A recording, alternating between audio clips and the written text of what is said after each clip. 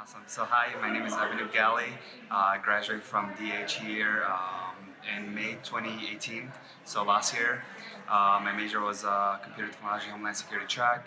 Right now, I work as a consulting analyst for Accenture, and I'll be here talking about how my journey from going from DH to the workforce and how like my journey been and how like would students like learn from that and kind of like leverage the network as much as they can to find their own path. So the thing, like at least our company and I believe in, work, strive for is network, network, network.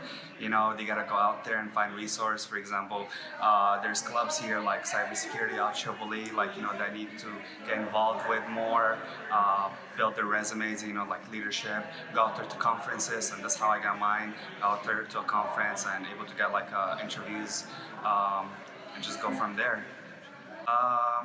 Always do something because you will succeed at least 1% out of that. Rather than just sit and just say it's very hard to get a job or something.